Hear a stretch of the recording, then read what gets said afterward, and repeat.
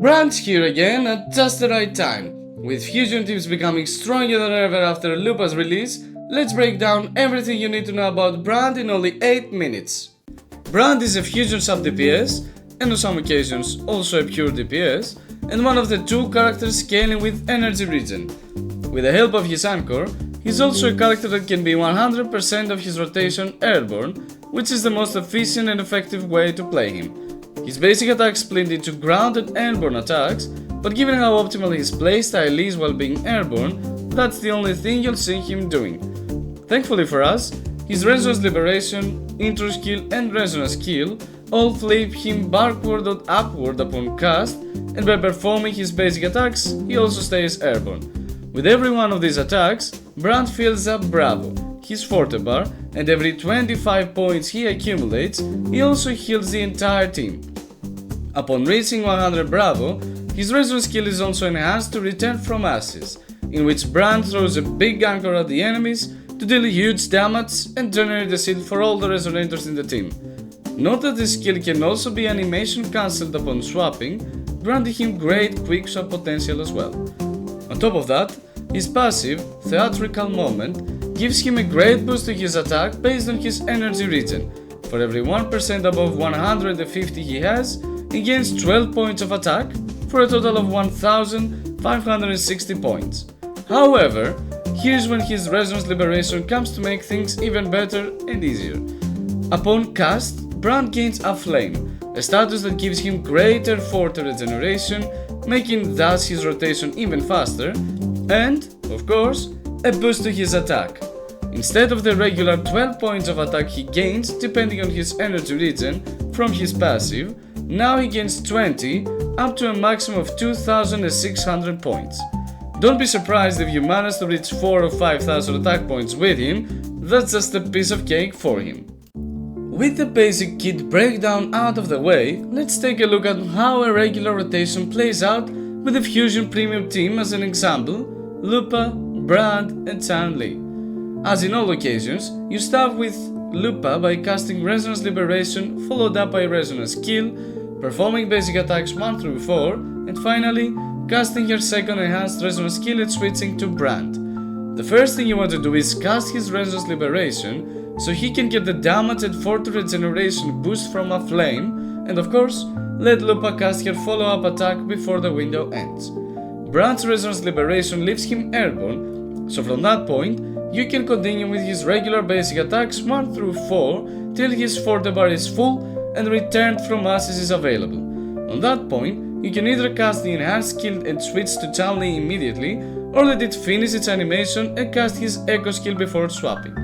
The choice is up to you depending on the time and whether you need extra DPS on your team. With Chanli's turn up, you can quickly finish up your part of the rotation before Lupa's backhand stacks end, and then swap to Lupa so she can perform her enhanced intro skill, and of course repeat the whole process again, same as before. Going over to his best weapons, things are unfortunately quite limited here. With Brant, you want to hit 280% energy regen to hit the threshold of his passive and gain the maximum attack boost, and that can only be done at the moment with his signature weapon, Unflickering Valor. His other options to build as much energy regen as possible is the 4-cost of Virtue, though this will make building Brant very hard, as it not only provides less energy regen than his signature, it also doesn't have any crit stats to go along with it. For this to be the next best option, Brant needs to have a very good balance of crit stats and at least 260% energy regen, quite a hard thing to do. Other options include the 5-star Red Spring and Blazing Brilliance in that order of importance, but these are only to be equipped when you rank him on any other echo set besides Tidebreaking Courage. Last is the Emerald of Genesis, which is still a very good free-to-play option, again if you rank him on anything other than Tidebreaking Courage. Now, let's move on to one of the most important aspects when it comes to Brant, which is building. Generally, Brant is one of the supportive characters that needs damage to do his thing right. He provides healing and shields that scale with attack, and plus, missing out on the big blast of damage Return from Ashes can do to the enemy is not ideal. So, the best echo set for him at the moment is Tidebreaking Courage, as it gives him energy regen and also increases his damage a lot based on that, as well as with the Dragon of Dirge's passive buffs. However, things can get a little tricky here. In case you don't run him with his signature weapon, or at least Overture, this echo set is not suitable for him, or any character at that, because you'll be missing the threshold for the extra attribute damage bonus it provides upon reaching the 250% energy regen. So, do not try to pursue this set unless you have one of these two weapons, and even then, Overture is still not going to be his best option when it comes to damage, as you won't be able to reach the 280% energy regen he needs to gain the maximum attack points from his enhanced passive skill. But still, it's at least the most free-to-play option out there for him. Other options include Molten Rift for extra DPS and Flaming Clawprint, though the latter will diminish his own damage a little to give out a fusion damage amplification to other fusion characters, provided you are not already running this on other resonators of your team, because, it's not stackable.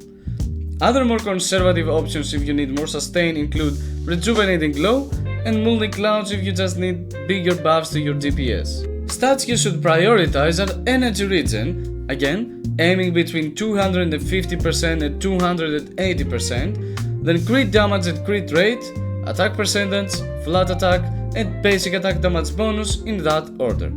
Of course, regardless of the echo set you choose, run him with the classic 4-3-3-1-1 pattern, but the main stats you should hunt for will largely depend on your echo set and weapon you run him with.